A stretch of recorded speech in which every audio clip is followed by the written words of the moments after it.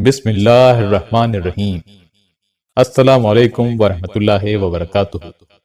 حضور صلی اللہ علیہ وآلہ وسلم کے دادا حضرت عبد المطلب کے والد کا نام ہاشم بن عبد مناف اور والدہ کا نام سلمہ بنت عمر تھا۔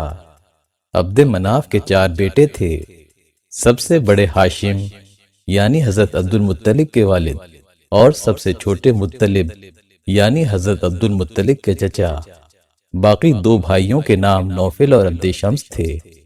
ہاشم اور مطلب دونوں بھائیوں کو ایک دوسرے سے بے حد محبت تھی۔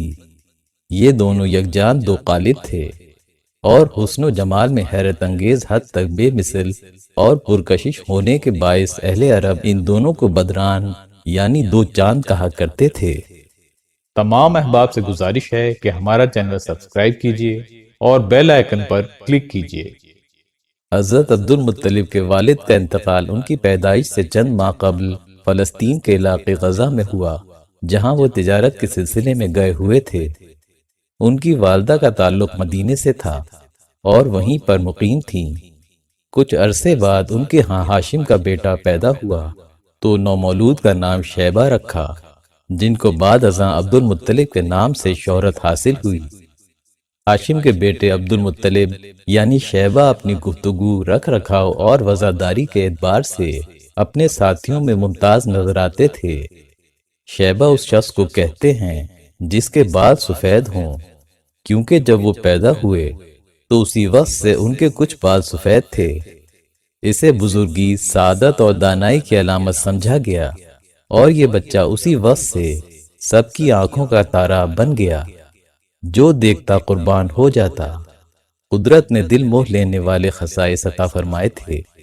حرکات و سکنات، اطوار و عادات اور باتوں میں ایک شان انفرادیت رکھی تھی جو دیکھنے والوں کو فوراً محسوس ہو جاتی تھی۔ کھیل کے دوران بھی وہ ایسے تحکمانہ انداز سے بات کرتے جیسے وہ کسی بادشاہ کے فرزند ہوں اور باقی سب ان کی رعایا ہوں۔ انہیں تیر اندازی کے ساتھ بڑا شغف تھا اور شاید قدرت کو بھی ان کی انفرادیت منظور تھی، اس لیے اس چھوٹی عمر میں بھی ان کا تیر سب ساتھیوں سے آگے اور دور جا کر گرتا تھا۔ مطلب نے چچا نہیں بلکہ باپ بن کر عبد المطلب کی ذہنی اور جسمانی تربیت کا حق ادا کیا، اور عبد المطلب اپنی صلاحیتوں، شجاعت و بصارت، فہم و فراست، فصاحت و بلاغت اور مکارم اخلاق کی بنا پر اپنے ہم نشینوں اور ہم اثروں پر بازی لے گئے اور سب میں منفرد نظر آنے لگے۔ یوں شیبہ ہمیشہ کے لیے عبد المطلب کے نام سے مشہور ہو گئے اور کسی کو یاد ہی نہ رہا کہ ان کا اصل نام شیبہ تھا۔ مکہ ہی میں سن بلوغ کو پہنچے اور جوان ہوئے۔ مطلب بن عبد مناف نے تجارت کی غرض سے یمن کا سفر کیا، وہاں مقام عمان میں انتقال کر گئے۔ ان کے بعد سرداری اور رفادہ و سقایا کے عبد المطلب بن ہاشم متولی ہوئے اور یہ مناصب ہمیشہ انہی کے ہاتھ میں رہے۔ حاجیوں کو کھانا کھلاتے، پانی پلاتے، مکہ میں کئی حوض بنوائے اور انہی سے حاجیوں کو سیراب کراتے۔ جب زمزم سے پانی پلانے کا آغاز ہوا تو مکے میں حوضوں کے ذریعے پانی پلانے کا دستور بند ہو گیا اور عبد المطلب نے حجاج کو زمزم سے پانی پلانا شروع کیا۔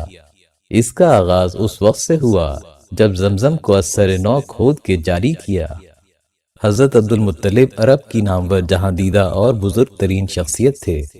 قدرت نے باطن حسن کے ساتھ ظاہری حسن سے بھی مالا مال کیا تھا۔ ان کا چہرہ 14ویں کے چاند کی طرح درخشاں، پرکشش اور جاذب نظر تھا اور وہ اپنے زمانے کے نہایت وجیح اور باوقار انسان تھے۔ قدرت نے انہیں ظاہری اور باطنی فضائل فراوانی سے عطا فرمائے تھے، کیونکہ ان کے حصے میں حضور نبی کریم صلی اللہ علیہ وآلہ وسلم کے جد امجد یعنی دادا ہونے کا شرف آ چکا تھا۔ سو یہ سب خصوصیات بالواسطہ فضائل محمدی صلی اللہ علیہ وآلہ وسلم ہی کے طفیل تھیں۔ حضرت عبد المطلب خوشبو سے مہکتے رہتے تھے۔ ان سے کستوری جیسی بڑی ہی دلاویز خوشبو آتی تھی اور نور محمدی مقدس پیشانی میں چمکتا رہتا تھا۔ قریش جب بھی قحط میں مبتلا ہوتے تو حضرت عبد المطلب کا ہاتھ پکڑ کر کوہ سبیر پر لے جاتے اور اللہ تعالیٰ کی بارگاہ میں وسیلہ بنا کر دعا کرتے کہ وہ انہیں ان کی برکت سے بارش عطا فرمائے۔ چنانچہ حضور نبی کریم صلی اللہ علیہ وآلہ وسلم کے نور پاک کی برکت اور وسیلے سے انہیں اللہ تعالیٰ موسلا دھار بارش سے سیراب کر دیتے۔ جب حضور نبی کریم صلی اللہ علیہ وآلہ وسلم کا نور مبارک حضرت عبد المطلب میں منتقل ہوا اور وہ جوان ہو گئے تو ایک دن حتیم میں سوئے ہوئے تھے۔ اٹھے تو آنکھوں میں سرما اور بالوں میں تیل لگا ہوا تھا اور حسن و جمال میں بے پناہ اضافہ ہو چکا تھا۔ انہیں بڑی حیرت ہوئی۔ قریش کے کاہنوں نے سن کر کہا کہ اللہ تعالیٰ نے اس جوان کی شادی کا حکم دیا ہے۔ چنانچہ انہوں نے پہلا نکاح قیلہ سے کیا، پھر ان کی وفات کے بعد فاطمہ سے نکاح کیا تو ان کے نصیب میں نور محمدی صلی اللہ علیہ وآلہ وسلم آیا اور ان کے بطن سے حضرت عبداللہ متولد ہوئے۔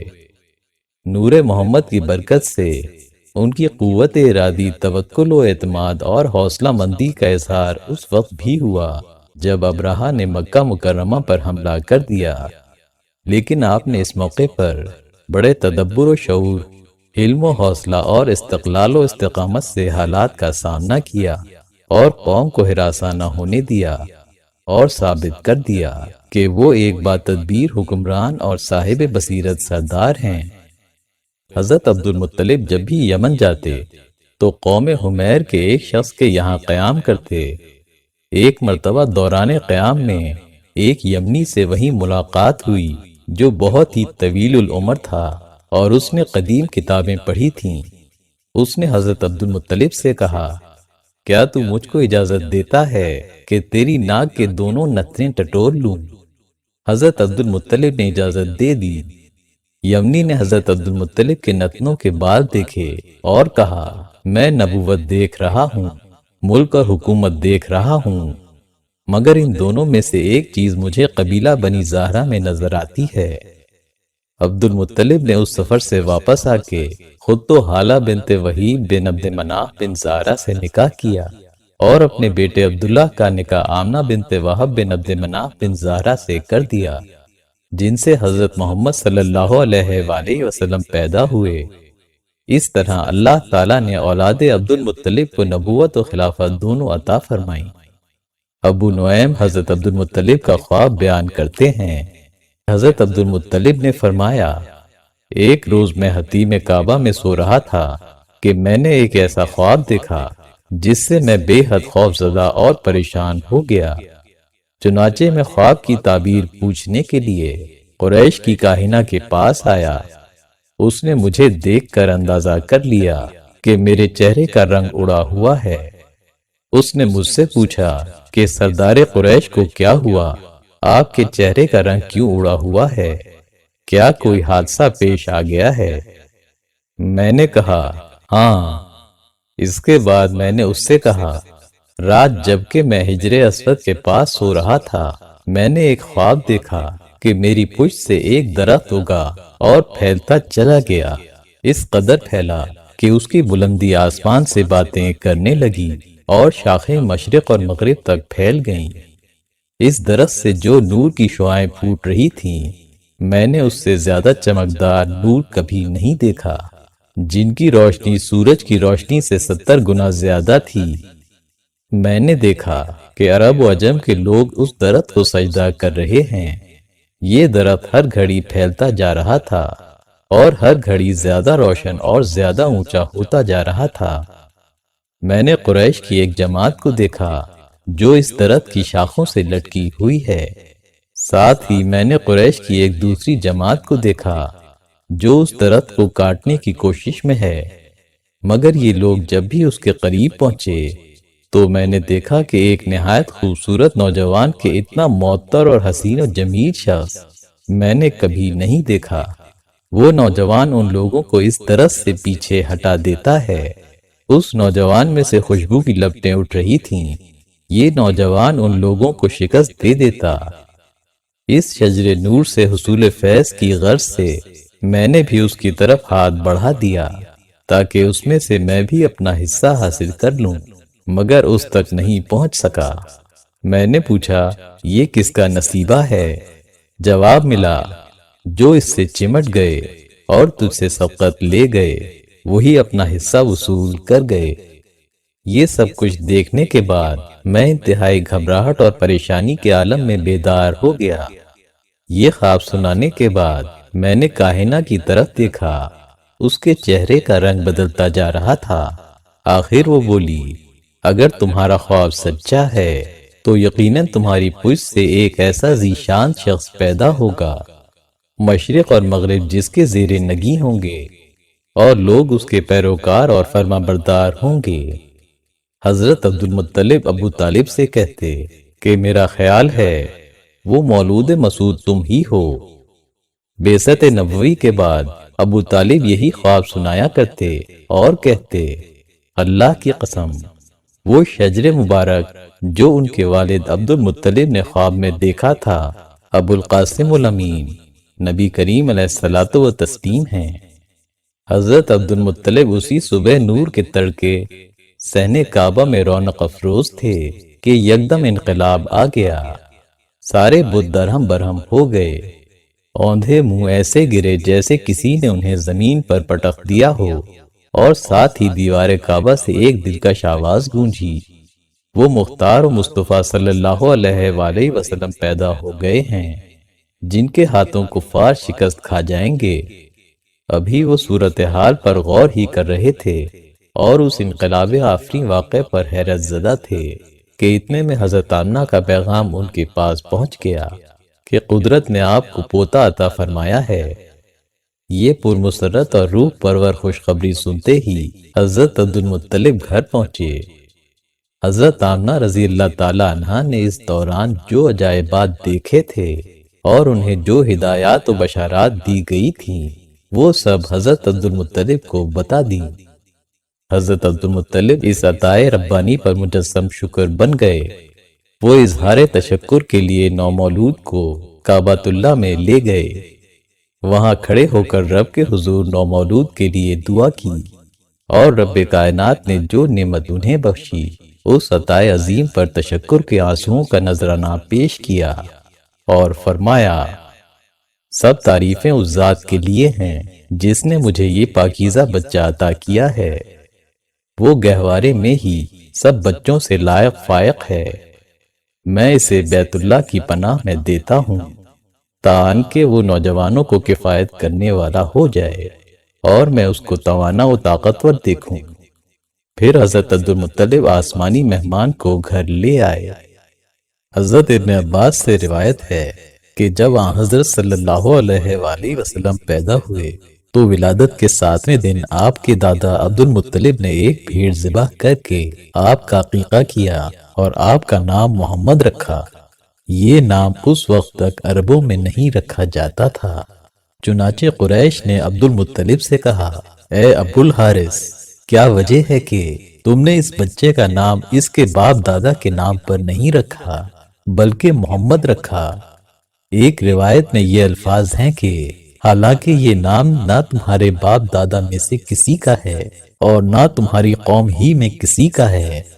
عبد المطلب نے جواب دیا، اس سے میری تمنا یہ ہے کہ آسمانوں میں اللہ تعالیٰ اس بچے کی تعریف فرمائیں اور زمین پر لوگ اس کی تعریف کریں۔ حضور صلی اللہ علیہ وآلہ وسلم نے ایام رضاعت کا زمانہ حضرت بی بی حلیمہ کی آغوش میں گزارا۔ اس دوران جب شق صدر کا واقعہ پیش آیا تو بی بی حلیمہ حضور صلی اللہ علیہ وآلہ وسلم کو لے کر مکہ مکرمہ روانہ ہوئیں تاکہ وہ آپ کو حضرت آمنہ رضی اللہ تعالی عنہا کے سپرد کر دیں۔ راستے میں مکہ کے بالائی علاقے میں آپ صلی اللہ علیہ وآلہ وسلم ایک جگہ حضرت بی بی حلیمہ سے کھو گئے۔ حضرت بی بی حلیمہ سخت پریشانی کی حالت میں مکے آئیں اور آپ صلی اللہ علیہ وآلہ وسلم کے دادا حضرت عبد المطلب سے کہنے لگی، میں آج رات محمد صلی اللہ علیہ وآلہ وسلم کو لے کر آ رہی تھی، جب میں مکے کے بالائی علاقے میں پہنچی تو وہ کہیں گم ہو گئے، اب اللہ کی قسم میں نہیں جانتی وہ کہاں ہیں۔ حضرت عبد المطلب یہ سن کر فوراً خانہ کعبہ کے پاس کھڑے ہو گئے اور حضرت صلی اللہ علیہ وآلہ وسلم کے مل جانے کی دعا کرنے لگے، اے پروردگار، میرے بیٹے محمد صلی اللہ علیہ وآلہ وسلم کو واپس بھیج دے، اس کو میرے پاس بھیج دے اور اسے میرا دست و بازو بنا دے۔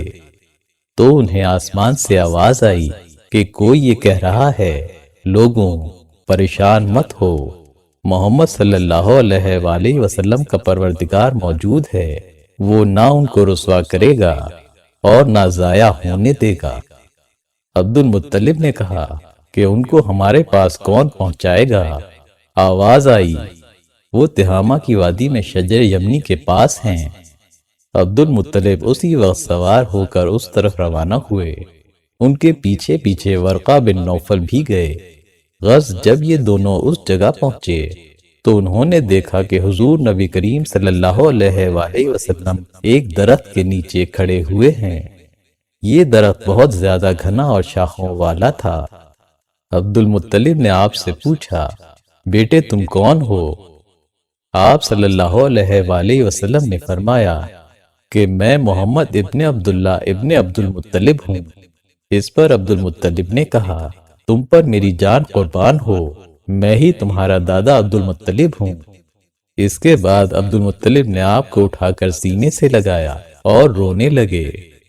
پھر عبد المطلب نے آپ صلی اللہ علیہ وآلہ وسلم کو اپنے گھوڑے پر آگے بٹھایا اور آپ کو لے کر مکے آئے۔ یہاں انہوں نے بکریاں اور گائے ذبح کی اور مکے والوں کی دعوت کی۔ بعض مفسرین نے قرآن کریم کی آیت وَوَجَدَكَ ضَالًّا فَهَدَىٰ کی تفسیر میں لکھا ہے کہ اس سے مراد آن حضرت صلی اللہ علیہ وآلہ وسلم کا بی بی حلیمہ کے پاس سے گم ہو جانا ہے۔ اس وقت آپ صلی اللہ علیہ وآلہ وسلم 4 یا 5 یا 6 سال کے ہو چکے تھے۔ مکہ تشریف لانے کے بعد آپ صلی اللہ علیہ وآلہ وسلم اپنی والدہ سیدہ آمنہ رضی اللہ تعالیٰ عنہ کے زیر سایہ پرورش پاتے رہے۔ جب عمر مبارک 6 سال ہوئی تو آپ کی والدہ سیدہ آمنہ رضی اللہ تعالیٰ عنہ نے داعی اجل کو لبیک کہا تو آپ صلی اللہ علیہ وآلہ وسلم عبد المطلب کی نگرانی اور پرورش میں آ گئے۔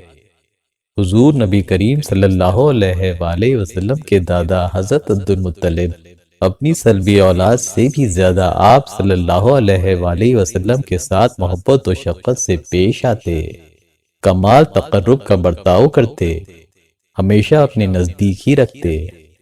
آپ صلی اللہ علیہ وآلہ وسلم بطور خاص اپنے دادا کی توجہ اور محبت کا مرکز بن گئے۔ وہ آپ کو ہمیشہ اپنی نظروں کے سامنے رکھتے۔ اگر آپ صلی اللہ علیہ وآلہ وسلم تھوڑی دیر کے لیے نظروں سے اوجھل ہو جاتے تو ان کی بے قراری اور پریشانی کی انتہا نہ رہتی۔ عبد المطلب جب تنہا ہوتے یا سو رہے ہوتے کہ ایسے وقتوں میں کوئی اندر نہ آتا، حضور صلی اللہ علیہ وآلہ وسلم اس وقت بھی ان کے پاس جاتے اور ان کے بستر پر بیٹھ جاتے، حالانکہ کسی دوسرے کی اتنی مجال نہ تھی۔ یہ دیکھ کے عبد المطلب کہتے، میرے بیٹے کو رہنے دو، وہ ملک و سلطنت سے مانوس نظر آتا ہے۔ حضور صلی اللہ علیہ وآلہ وسلم کی ذات مبارک کی برکات و سعادات میں حضرت عبد المطلب کو آپ صلی اللہ علیہ وآلہ وسلم کا گرویدہ بنا دیا تھا۔ جب بھی کھانا کھانے لگتے تو کہتے، میرے بیٹے کو لاؤ۔ آپ کو لایا جاتا، تب کھانا تناول کرتے۔ حضور صلی اللہ علیہ وآلہ وسلم کے بغیر کھانا نہ کھاتے تھے۔ حضرت عبد المطلب کی سیادت و عظمت کا یہ عالم تھا کہ ان کے لیے خانہ کعبہ کے زیر سایہ روزانہ دن کے وقت مسند بچھائی جاتی۔ ان کے بیٹوں کو بھی یہ جرأت نہ ہوتی کہ وہ روب کی وجہ سے عبد المطلب کی مسند پر بیٹھیں، لیکن سید عالم صلی اللہ علیہ وآلہ وسلم جب بھی احاطہ خانہ کعبہ میں آتے تو بلا تکلف مسند پر آ بیٹھتے۔ عبد المطلب کے بیٹے آپ کو روکنے کی کوشش کرتے، لیکن عبد المطلب بیٹوں سے کہتے، میرے بیٹے سے کچھ نہ کہو۔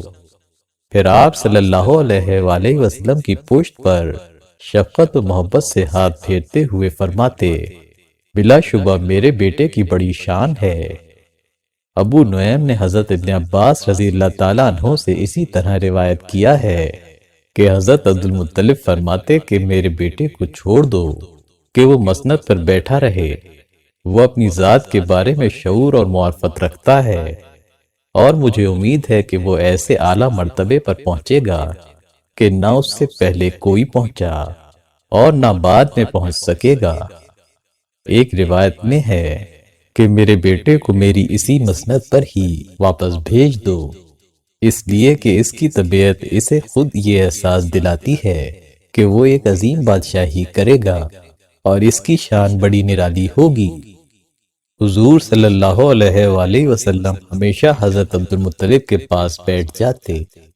عبد المطلب آپ کے سر پر دستے شفقت پھیرتے، آپ کی پیشانی پر بوسے دیتے، اور آپ جو کچھ کرتے رہتے اس کو دیکھ کر خوش رہتے تھے۔ کبھی آپ سے سخت الفاظ میں بات نہ کرتے تھے۔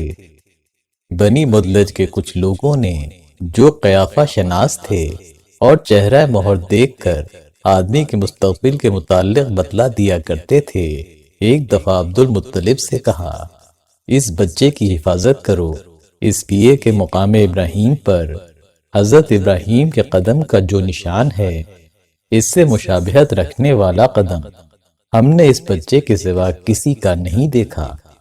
عبد المطلب نے ابو طالب سے کہا، سن لو یہ لوگ کیا کہتے ہیں۔ اسی بنا پر ابو طالب حضور صلی اللہ علیہ وآلہ وسلم کی حفاظت کیا کرتے تھے۔ ایک دن عبد المطلب بیت اللہ میں حجر اسود کے قریب بیٹھے ہوئے تھے۔ ان کے پاس عیسائیوں کا ایک بڑا پادری بھی بیٹھا ہوا تھا اور عبد المطلب سے باتیں کر رہا تھا اور کہہ رہا تھا کہ ہماری کتابوں میں ایک ایسے نبی کی علامات ہیں جو اسماعیل علیہ السلام کی اولاد میں ہونا باقی ہے۔ یہ شہر اس کی جائے پیدائش ہوگا اور اس کی یہ نشانیاں ہوں گی۔ اب اس نبی کے ظہور کا زمانہ بالکل قریب ہے۔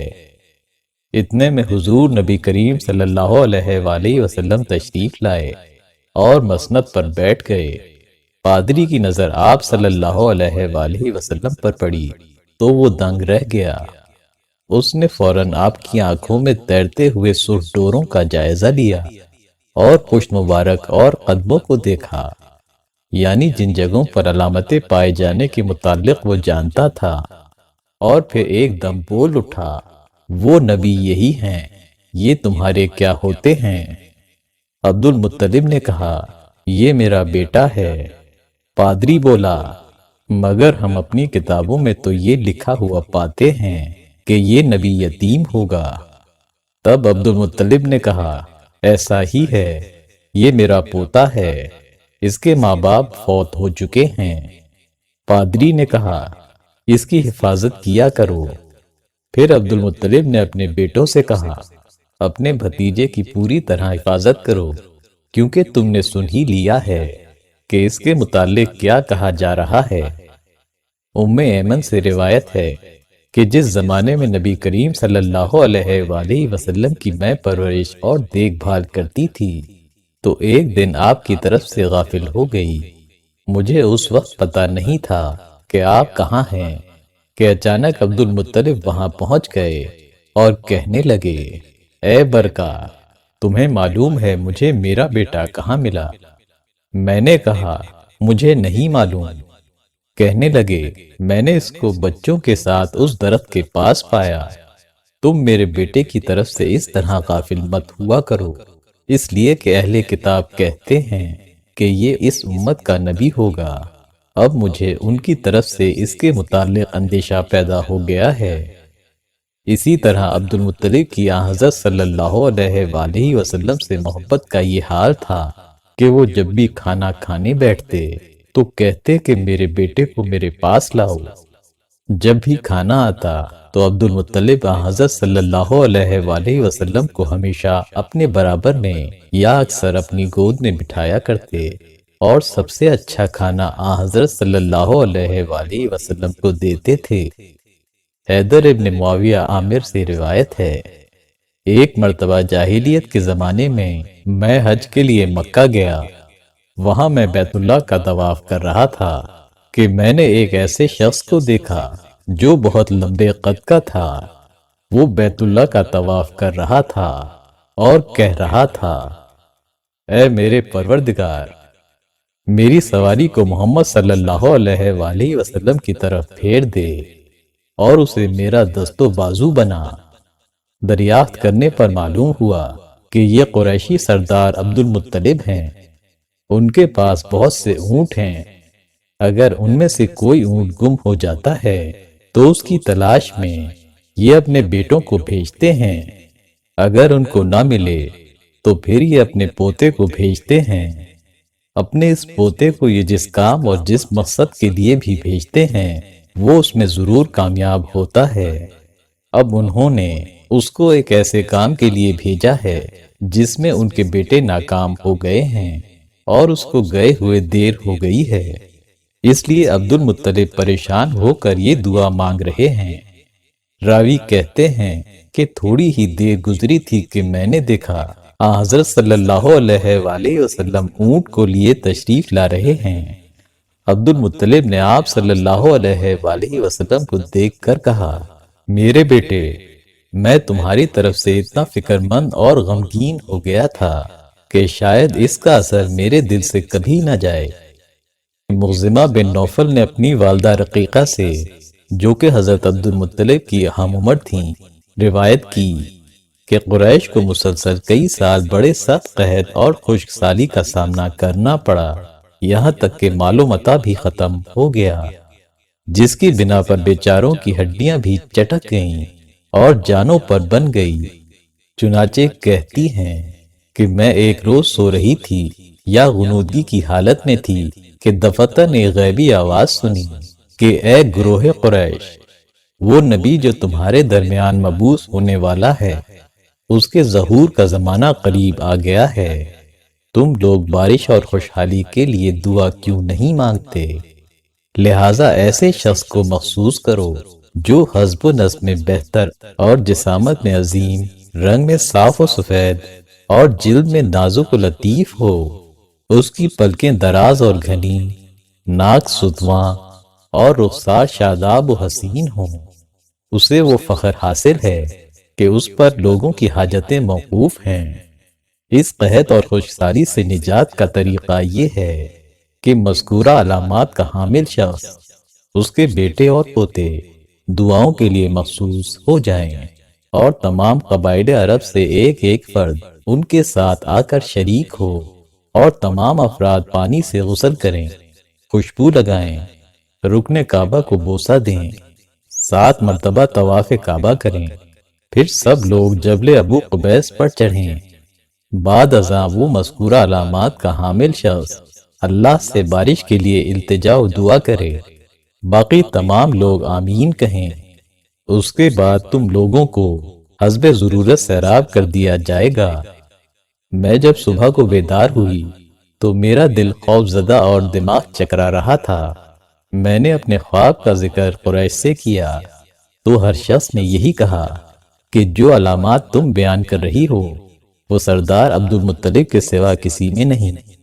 پس اہل قریش اور دیگر قبیلوں میں سے ایک ایک فرد بطور نمائندہ مجتمع ہو کر عبد المطلب کی خدمت میں حاضر ہوئے، غسل کیے، خوشبوئیں لگائیں، استلام کے بعد طواف کیا، پھر جبل ابو قبیس پر آئے۔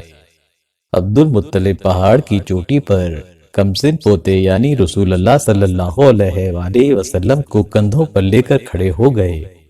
پھر حضرت عبد المطلب نے ان الفاظ میں دعا کے لیے لب کشائی کی، اے ہمارے اللہ، اے حاجتوں کو پورا فرمانے والے اور غم و اندوہ سے نجات دینے والے، تو سب کچھ جانتا ہے، تجھے بنا بتائے سب خبر ہے، تجھے بتانے کی ضرورت نہیں پڑتی، ساری مخلوق تیرے در کی سوالی ہے، بخل اور کنجوسی تیرا شعار نہیں، تیرے حرم پاک میں تیرے غلام حاضر ہیں، خوش سالی سے سخت نالاں ہیں، خوش سالی نے ہمارے مویشیوں اور زمین کو تباہ حال کر رکھا ہے۔ اے اللہ، ہماری یہ خوش سالی ختم فرما دے، ہمیں موسلا دھار بارش سے سیراب فرما کر ہمیں زندگی اور سرسبزی و شادابی عطا فرما دے، جس سے ہر طرف سبزہ ہی سبزہ لہلہانے لگے۔ دعا کے بعد وہ ابھی لوٹے بھی نہیں تھے کہ آسمان ابر آلود ہوا، بارش برسنے لگی اور پوری وادی اور نالے بھر گئے۔ دو بوڑھے قریشیوں کو کہتے سنا گیا، اے عبد المطلب، اے ابو البطحا، دعا کی قبولیت مبارک ہو، کیونکہ اس کے سبب اہل بطحا میں بھی زندگی کی لہر دوڑ گئی۔ قریش کو یہ سیرابی حاصل ہو گئی، مگر یہ بارش قبیلہ قیس اور قبیلہ مدر کی ترسی بستیوں میں نہیں ہوئی۔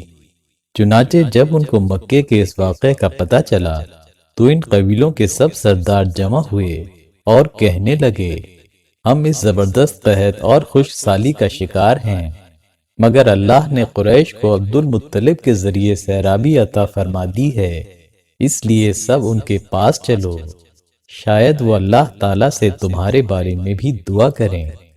چنانچہ وہ لوگ مکہ آ کر عبد المطلب کے پاس پہنچے اور سلام کیا۔ عبد المطلب نے ان کو دعا دی کہ تمہارے چہرے ہمیشہ خوش رہیں۔ اس پر ان کا مقرر کھڑا ہوا اور کہنے لگا، ہم کئی سال سے قحط اور خشک سالی کا شکار ہیں، آپ کی برکت کے متعلق ہمیں معلوم ہوا ہے اور بالکل صحیح معلوم ہوا، اس لیے آپ ہمارے لیے بھی اسی سے مہربانی مانگیے جس نے آپ کی دعا قبول کی تھی اور بادلوں کو آپ کے لیے برسا دیا تھا۔ عبد المطلب نے کہا، میں کل عرفات کے میدان میں آپ کے لیے دعا کروں گا۔ صبح کو عبد المطلب مقررہ جگہ کے لیے روانہ ہوئے۔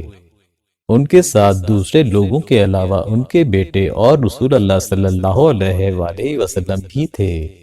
عرفات میں عبد المطلب کے لیے ایک کرسی بچھائی گئی جس پر وہ بیٹھ گئے اور حضرت صلی اللہ علیہ وآلہ وسلم کو انہوں نے اپنی گود میں بٹھا لیا۔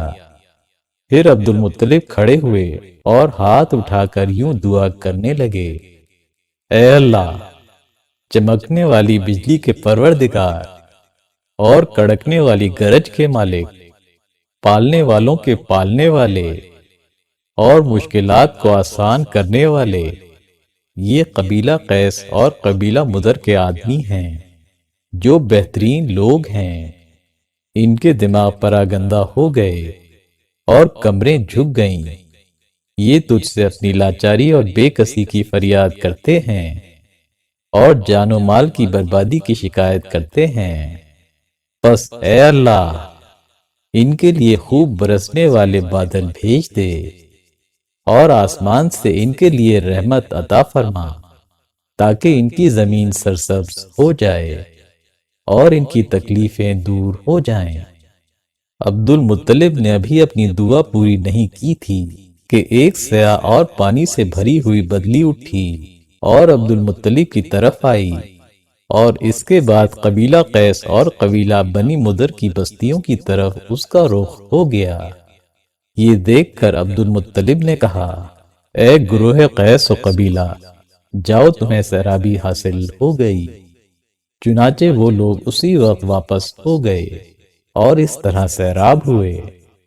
حضرت صلی اللہ علیہ وآلہ وسلم جب 7 سال کے ہوئے تو آپ صلی اللہ علیہ وآلہ وسلم کو بہت سخت آشوب چشم ہوا، یعنی آنکھیں دکھنے آ گئیں۔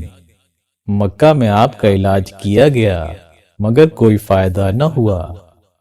عبد المطلب سے کسی نے کہا کہ عکاظ کے علاقے میں ایک راہب ہے جو آنکھوں کی تکلیف کا علاج کرتا ہے۔ عبد المطلب حضرت صلی اللہ علیہ وآلہ وسلم کو لے کر وہاں گئے۔ اس کی عبادت گاہ کا دروازہ بند تھا، اس لیے عبد المطلب نے اس راہب کو آواز دی، مگر راہب نے کوئی جواب نہیں دیا۔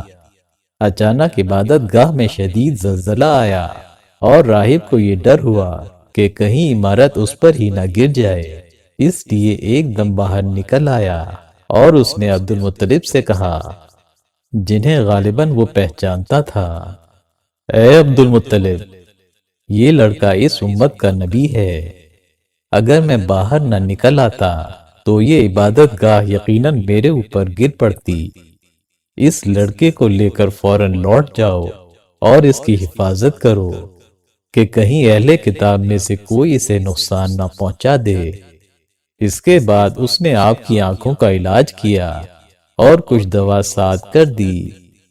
ایک اور روایت میں اس واقعے کو یوں بیان کیا گیا ہے کہ جب رسول اللہ صلی اللہ علیہ وآلہ وسلم چھوٹے ہی تھے کہ آپ کو آشوب چشم کی تکلیف ہو گئی اور کئی دن تک آپ کو تکلیف رہی۔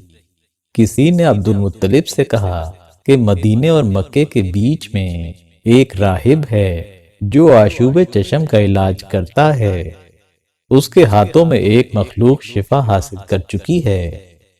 عبد المطلب یہ سن کر حضور نبی کریم صلی اللہ علیہ وآلہ وسلم کو ساتھ لے کر اس راہب کے پاس گئے۔ جیسے ہی راہب نے آپ کو دیکھا، وہ فوراً عبادت گاہ میں گیا اور نہا دھو کر کپڑے بدلے اور پھر ایک صحیفہ یعنی کتاب نکال کر لایا۔ پھر کبھی وہ اس کتاب میں کچھ دیکھتا اور پھر حضرت صلی اللہ علیہ وآلہ وسلم کی طرف دیکھتا۔ آخر اس نے کہا، خدا کی قسم یہ خاتم النبیین ہیں۔ پھر اس نے عبد المطلب سے کہا، اے عبد المطلب، کیا انہیں آشوب چشم ہو گیا ہے؟ عبد المطلب نے کہا، ہاں۔ اس نے کہا، اس کی دوا تو خود ان کے پاس ہی موجود ہے۔ اے عبد المطلب، ان کا لعاب دہن لو اور ان کی آنکھوں پر لگا دو۔ عبد المطلب نے ایسا ہی کیا کہ آپ صلی اللہ علیہ وآلہ وسلم کا لعاب دہن لے کر آپ کی آنکھوں پر لگا دیا۔ آپ کی آنکھیں اسی وقت ٹھیک ہو گئیں۔ پھر راہب نے کہا، اے عبد المطلب، خدا کی قسم یہی وہ انسان ہیں کہ جس کے نام پر میں اللہ تعالیٰ کی قسم کھاتا ہوں تو بیماروں کو شفا ہو جاتی ہے اور آشوب چشم ٹھیک ہو جاتا ہے۔ جب سیف بن ذی یزن نے یمن کو حبشیوں کے غلبے سے آزاد کرایا تو اسے مبارکباد دینے کے لیے عرب کے کئی وفود آئے۔ انہی وفود میں قریش کا وفد بھی تھا، جس میں حضرت عبد المطلب اور قریش کے دوسرے معززین بھی شامل تھے۔ حضرت عبد المطلب نے آگے بڑھ کر فصیح زبان میں اس کو مبارکباد دی۔ آپ نے فرمایا، اے بادشاہ، ہم اللہ تعالیٰ کے حرم کے خادم اور اس کے گھر کے محافظ ہیں۔ ہم آپ کے پاس اپنی مسرت کی سوغات لے کر حاضر ہوئے ہیں کہ اس برائی کا زمانہ ختم ہو گیا جو ہم سب پر بوجھ بنی ہوئی تھی، یعنی یمن پر حبشی سلطنت اور عرب کی غلامی۔ اسی لیے ہم لوگ مبارکباد اور تہنیت کا پیغام لے کر آئے ہیں۔ سیف بن ذی یزن عبد المطلب کی یہ فصیح اور رواں تقریر سن کر حیران ہو گیا۔ وہ ایک دم اپنی نشست سے اٹھ کھڑا ہوا اور ان سے پوچھنے لگا، اے خطیب، تم کون ہو؟ انہوں نے کہا کہ میں عبد المطلب بن ہاشم ہوں۔ عبد المطلب کی والدہ چونکہ مدینے کے قبیلہ خزرج سے تھیں اور خزرجی قبیلہ اصل میں یمن کا تھا، اس لیے سیف نے ہاشم کا نام سن کر کہا، تب تو آپ ہماری بہن کے لڑکے ہوئے۔ عبد المطلب نے کہا، ہاں۔ سیف نے عبد المطلب اور وفد کے دوسرے لوگوں کی خوب عزت افزائی اور مہمان نوازی کی۔ سیف نے عبد المطلب سے کہا، اے عبد المطلب، میں تمہیں ایک علمی راز بتانا چاہتا ہوں۔ کوئی اور ہوتا تو میں یہ راز کبھی منکشف نہ کرتا۔ میرے خیال میں تم اس راز کے لیے صحیح رازدار ہو، تبھی میں تمہیں اس سے آگاہ کر رہا ہوں۔ تم یہ راز بھی منکشف نہ کرنا یہاں تک کہ اللہ تعالیٰ کی طرف سے اجازت مل جائے۔ جس مخفی کتاب اور پوشیدہ علم کو ہم نے اپنے تک محدود کر رکھا ہے اور غیروں سے چھپا کر رکھا ہے، اس میں ہمیں ایک ایسی ہستی کا ذکر ملتا ہے جو سرتاپا خیر ہی خیر اور بڑی اہمیت کی حامل ہے۔ اس کے دامن سے زندگی کی عظمتیں اور موت کی فضیلتیں وابستہ ہیں۔ اس کا فیض عام سب لوگوں کے لیے، تمہارے پورے قبیلے کے لیے اور خاص طور پر تمہاری ذات کے لیے ہوگا۔ حضرت عبد المطلب نے پوچھا، وہ کون ہے؟ سیف نے کہا، جب تہامہ میں ایک بچہ پیدا ہوگا جس کے کندھوں کے درمیان تل یعنی مہر نبوت ہوگی، اسے امامت کل کا منصب تفویض کیا جائے گا اور قیامت تک کے لیے تمہاری سرداری قائم ہو جائے گی۔ پھر اس نے کہا، یہی وہ زمانہ ہے جس میں وہ پیدا ہوگا یا پیدا ہو چکا ہے۔ اس کا نام محمد صلی اللہ علیہ وآلہ وسلم ہے۔ اس کے والد اور والدہ کا وصال ہو جائے گا، پھر دادا اور چچا اس کی پرورش کریں گے۔ اللہ تعالیٰ اسے نبی بنا کر مبعوث فرمائے گا اور پھر کھلم کھلا تبلیغ کا حکم دے گا۔ ہم میں سے اس کے مددگار و معاون یعنی انصار پیدا کرے گا، جن کی وجہ سے اس کے دوستوں کو عزت و عظمت عطا کرے گا، دشمن کو ذلیل و رسوا کرے گا، لوگوں کی ایذا رسانیوں کو دور کرے گا، اور اللہ اسے بڑے عالی نصب لوگوں پر فتح و نصرت عطا فرمائے گا۔ وہ نبی رحمان کی عبادت کرے گا، شیطان کو مار بھگائے گا، آتش کدے کو بجھا دے گا اور بتوں کو توڑ دے گا۔ اس کی گفتگو فیصلہ کن اور حتمی اور ہر فیصلہ عدل و انصاف پر مبنی ہوگا۔ نیکی کا حکم دے گا اور خود بھی اعمال صالحہ بجا لائے گا، برائی سے منع کرے گا اور ہر برے عمل کی تردید کرے گا۔ پردوں والے خانہ کعبہ کی قسم، علامات بالکل واضح ہیں۔ اے عبد المطلب، بلا شبہ تم ہی اس شخص کے دادا ہو اور اس میں ذرا بھی جھوٹ نہیں۔ اب بتلاؤ، جن علامات کا میں نے ذکر کیا ہے، کیا کبھی تمہیں بھی ان کا احساس ہوا؟ حضرت عبد المطلب نے جواب دیا، ہاں بادشاہ سلامت، میرا ایک بیٹا تھا، وہ مجھے بہت پیارا تھا، میں اس پر ازحد مہربان تھا۔ میں نے اس کی شادی عالی حسب و نسب خاتون آمنہ بنت وہب سے کر دی۔ اس سے میرے بیٹے کے ہاں ایک بیٹا پیدا ہوا، میں نے اس کا نام محمد صلی اللہ علیہ وآلہ وسلم رکھا۔ اس کے ماں باپ کا وصال ہو چکا ہے اور اب وہ میری اور اپنے چچا کی کفالت میں ہے۔ یہ سن کر سیف نے کہا، یہی باتیں میں نے تمہیں بتائی ہیں، اس بچے کی خوب حفاظت کرنا اور یہودیوں سے بچانا، وہ اس کے دشمن ہیں، مگر اللہ تعالیٰ انہیں نقصان پہنچانے کی طاقت نہ دے گا۔ میں نے جو کچھ تم کو بتلایا ہے، اس بات کا ذکر اپنے ان قافلے والوں سے مت کرنا جو تمہارے ساتھ ہیں، اس لیے کہ مجھے ڈر ہے کہ اس خبر سے ان لوگوں میں حسد اور جلن کا جذبہ پیدا ہو جائے گا کہ یہ سربلندی و عظمت اس کو کیوں ملنے والی ہے، اس لیے یہ لوگ اس کے لیے رکاوٹیں اور بندشیں کھڑی کریں گے۔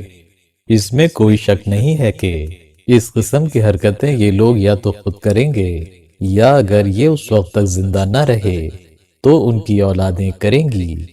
اگر مجھے یہ علم نہ ہوتا کہ اس کی بعثت سے پہلے ہی میں داعی اجل کو لبیک کہہ دوں گا تو میں ضرور اپنے سواروں اور پیادوں کا لشکر لے کر روانہ ہو جاتا اور وہاں یثرب جا کر اپنا دارالحکومت بنا دیتا۔ ہماری کتاب میں یہ بھی ہے کہ یثرب میں انہیں استحکام نصیب ہوگا، وہی ان کی سلطنت کا مرکز ہوگا، ان کی طاقت کا سرچشمہ ہوگا، وہیں ان کے انصار ہوں گے اور وہی ان کی مدد اور نصرت کا ٹھکانہ ہوگا اور وہی ان کا جائے وفات ہوگا اور اسی شہر میں وہ مدفون ہوں گے۔ اگر مجھے اپنے اور خود ان کے مصیبتوں میں گرفتار ہو جانے کی خبر نہ ہوتی تو میں ان کی اس کم عمری کے باوجود ان کی عظمت و فضیلت کا اعلان کر دیتا اور عربوں کے سامنے ان کی سربلندی اور اونچے مرتبے کی داستانیں سنا دیتا، لیکن میں تمہارے ساتھیوں کو چھوڑ کر یہ راز صرف تمہارے سپرد کر رہا ہوں۔ اس کے بعد سیف نے عبد المطلب کے ساتھیوں کو بلوایا اور ہر ایک کو 10 حبشی غلام، 10 حبشی باندیاں اور 2 دھاری یمنی چادریں، 10 رتل یعنی 5 سیر سونا، 10 رتل چاندی، 100 اونٹ اور عنبر سے بھرے ہوئے ڈبے دیے۔ پھر عبد المطلب کو اس انعام سے 10 گنا زیادہ دیا اور کہنے لگا، سال گزرنے پر میرے پاس ان کی خبر لے کر آنا اور ان کے حالات بتانا، مگر اس کے بعد 1 سال پورا ہونے سے پہلے ہی اس بادشاہ کا انتقال ہو گیا۔ عبد المطلب اکثر اپنے اس وفد کے ساتھیوں سے کہا کرتے تھے، بادشاہ نے مجھے جو زبردست انعام و اکرام دیا، اس پر تم میں سے کسی کو رشک نہیں کرنا چاہیے، بلکہ میرے متعلق تم اس بات پر رشک کر سکتے ہو جو میرے لیے ہمیشہ باقی رہے گی اور جس کے تذکرے میرے بعد تک رہیں گے، اور جو حقیقت میں فخر کی چیز ہے۔ جب لوگ ان سے پوچھتے کہ وہ کیا چیز ہے تو عبد المطلب جواب میں کہتے، میں جو کچھ کہہ رہا ہوں وہ سب کے سامنے آ جائے گا، اگرچہ اس میں کچھ وقت لگے گا۔ حضرت عبد المطلب کے زیر سایہ ناز و نام، لاڈ پیار اور محبت و شفقت کے 2 سال بیت گئے، اور جب حضور نبی کریم صلی اللہ علیہ وآلہ وسلم کی عمر مبارک 8 سال کی ہوئی تو عبد المطلب کا انتقال ہو گیا، اور ماں باپ کے بعد محبت کرنے والے شفیق دادا کا سایہ بھی سر سے اٹھ گیا۔ جب حضرت عبد المطلب کا وقت وفات نزدیک آیا تو ان کی تمام تر توجہ جس طرف مبذول تھی وہ حضرت صلی اللہ علیہ وآلہ وسلم کی پرورش اور کفالت تھی۔ فرماتے تھے کہ میرے اس فرزند کا میرے بعد کیا ہوگا؟ جب وقت رحلت قریب آیا تو انتہائی محبت سے حضرت صلی اللہ علیہ وآلہ وسلم کو طلب کیا اور اپنے سینے پر بٹھایا۔ اپنے بیٹوں ابو لہب، حمزہ، عباس اور ابو طالب کو طلب کیا اور فرمایا، اس وقت دنیا سے میری رحلت اور رب کائنات کی ملاقات کا وقت ہے، اور اس فرزند کے علاوہ کوئی حسرت میرے دل میں نہیں ہے۔ کاش میری عمر وفا کرتی تو میں خود اس کی تربیت کرتا اور اس پر زیادہ سے زیادہ شفقت و رحمت اور محبت و عنایت کرتا، لیکن کیا کروں، عمر ساتھ نہیں دیتی۔ اب میں اس حسرت کے ساتھ عزم رحلت کرتا ہوں اور جان جانے آفری کے سپرد کرتا ہوں۔ میں معلوم کرنا چاہتا ہوں کہ تم میں سے کون میرے اس فرزند ارجمند کی دیکھ بھال اور نگرانی کرے گا جو کما حقہ اس کی تربیت کا حق ادا کر سکے۔ حضرت عبد المطلب کے بیٹوں میں ابو لہب عمر میں سب سے بڑا تھا، آگے بڑھا اور دوزانوں ہو کر بیٹھا، آداب بجا لایا اور کہا، اے شاہ عرب، خدا آپ کو آپ کی مرادوں تک پہنچائے اور اتنی عمر عنایت فرمائے کہ عزت و اقبال اور عظمت و جلال محمدی صلی اللہ علیہ وآلہ وسلم کو حاصل کریں جیسا کہ آپ کی آرزو ہے، اور اگر اسے پاس خاطر کے لیے کسی کے سپرد کرنا چاہتے ہیں تو میرے سپرد کیجیے، میں اس کی دیکھ بھال جان و دل سے کروں گا۔ حضرت عبد المطلب نے کہا، تمہارے پاس مال و دولت اور عزت و حرمت ہے، لیکن تم قدر سخت دل اور بے رحم واقع ہوئے ہو، اور یتیم خستہ دل اور مجروح ہوتے ہیں، اور تھوڑی سی تکلیف کی بھی قوت برداشت نہیں رکھتے۔ ممکن ہے کہ تم اس خدمت سے عہدہ برا نہ ہو سکو۔ پھر امیر المومنین حضرت حمزہ اٹھے، آداب بجا لا کر عرض کیا، اے آبروئے عرب، اگر میں اس خدمت کے لائق اور سزاوار ہوں تو یہ سعادت میرے سپرد کیجیے۔ حضرت عبد المطلب نے فرمایا، تم اس کی حفاظت و پرورش میں قدر موضوع اور مناسب ہو اور میری خواہش پوری کرنے کے اہل ہو، لیکن تمہارا کوئی فرزند نہیں ہے، اور وہ شخص جس کا کوئی فرزند نہ ہو فرزند کی قدر نہیں جانتا اور اس کی پرورش صحیح طور پر نہیں کر سکتا۔ دوسری یہ بات ہے کہ تو جنگجو اور شکار دوست آدمی ہے، ممکن ہے شکار کے دوران تو میرے فرزند سے غافل ہو جائے اور یہ دشمن سے تکلیف اٹھائے، اور تو شرائط حفاظت سے عہدہ برا نہ ہو سکے اور میں قبر میں رنجیدہ ہو جاؤں۔ اس کے بعد حضرت عباس رضی اللہ تعالیٰ عنہ اٹھے اور مراسم آداب بجا لا کر عرض کیا، اے امیدگاہ ملک و ملت اور پشت پناہ دین و دولت، اگر میں اس خدمت کے لائق ہوں تو اجازت فرمائیے اور مجھ پر یہ نوازش کیجیے۔ حضرت عبد المطلب نے فرمایا، تو اس خدمت کے سزاوار ہے اور مراعات و حرمت کا اہل ہے، مہربان صفت ہے اور جان کے لیے مرہم کی حیثیت رکھتا ہے، لیکن تو کثیر العیال ہے اور جس کے بچے بہت زیادہ ہوں وہ اپنے بچوں کے ہوتے ہوئے دوسرے کے فرزند کی طرف متوجہ نہیں ہو سکتا، اور آسانی کے ساتھ اپنے سلبی بیٹے پر کسی دوسرے کے فرزند کو ترجیح نہیں دے سکتا۔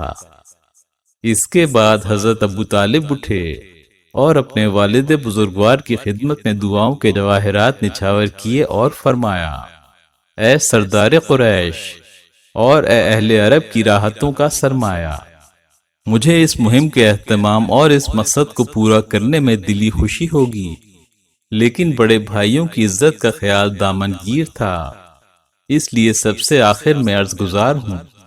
اگرچہ مال و دولت کا سرمایہ میرے پاس سب سے کم ہے، لیکن اس مقصد کا عشق سب سے زیادہ ہے، اس امر کی چاہت سلطنت دنیا سے زیادہ ہے۔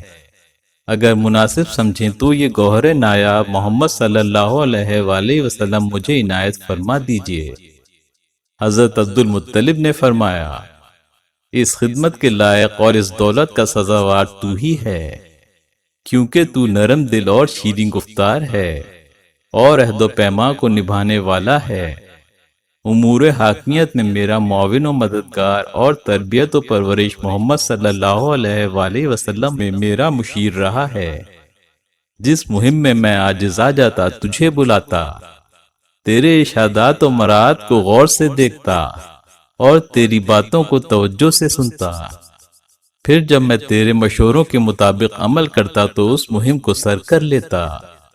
اب اس مہم میں میں محمد صلی اللہ علیہ وآلہ وسلم کو مختار بناتا ہوں کہ اپنے چچاؤں میں سے جسے وہ اختیار کرے گا میں اس کو اسی کے سپرد کر دوں گا۔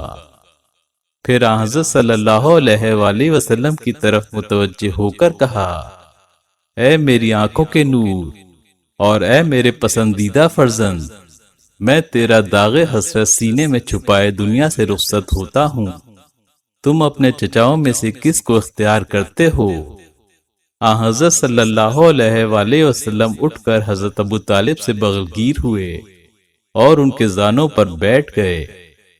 حضرت عبد المطلب نے فرمایا، الحمدللہ، میری پسند محمد صلی اللہ علیہ وآلہ وسلم کی پسند کے موافق آئی۔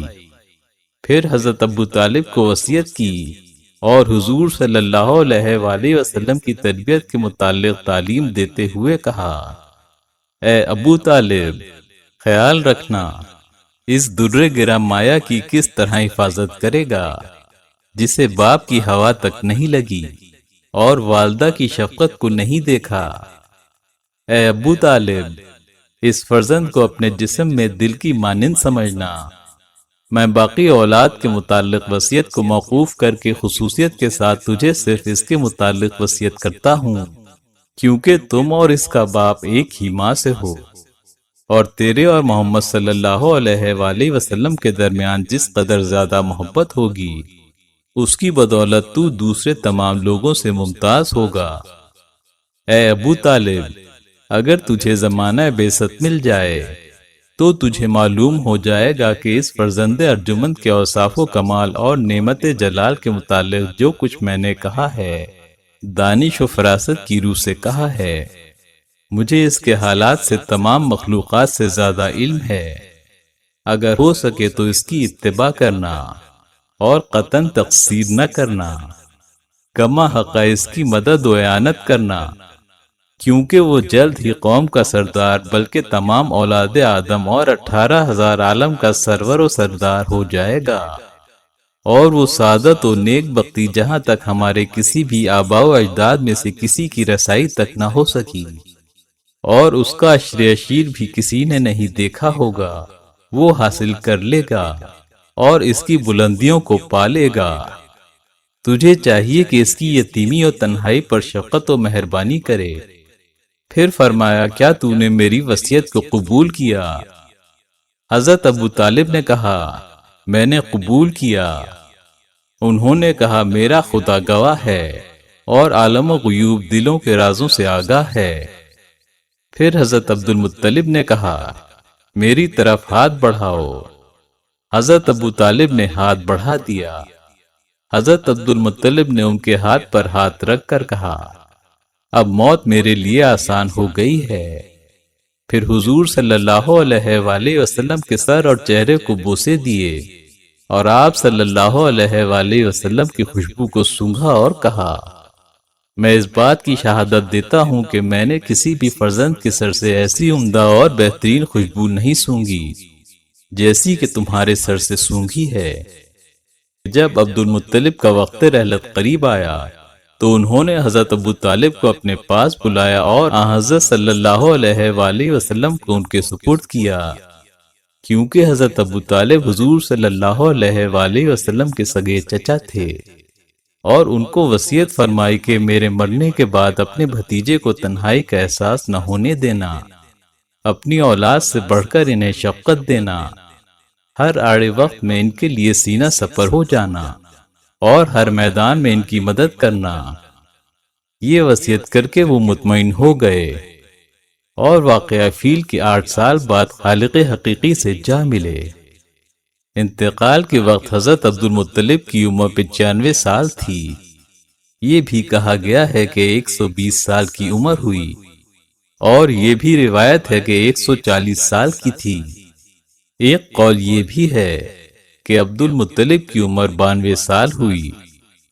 ایک مرتبہ کسی نے حضرت صلی اللہ علیہ وآلہ وسلم سے دریافت کیا کہ یا رسول اللہ صلی اللہ علیہ وآلہ وسلم، کیا آپ کو اپنے دادا حضرت عبد المطلب کی وفات یاد ہے؟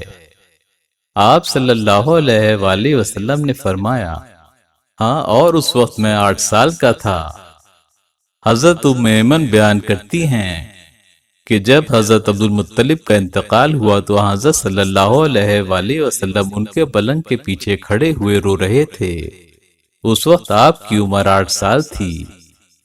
حضرت ام ایمن کہتی ہیں کہ حضرت عبد المطلب کی وفات کے روز میں نے ان کا جنازہ لے جاتے ہوئے دیکھا کہ رسول اللہ صلی اللہ علیہ وآلہ وسلم ان کے جنازے کے پیچھے چل رہے تھے اور رو رہے تھے۔ حضرت عبد المطلب کو ہجون کے مقام پر ان کے دادا قصی کے پاس دفن کیا گیا۔ ویڈیو پسند آئی ہے تو لائک کریں اور اپنے دوستوں کے ساتھ شیئر کریں۔ نیچے کمنٹ باکس میں اپنے خیالات کا اظہار کریں اور ہماری نئی آنے والی ویڈیوز کو دیکھنے کے لیے چینل کو سبسکرائب کریں اور بیل آئیکن پر کلک کریں۔ اللہ حافظ۔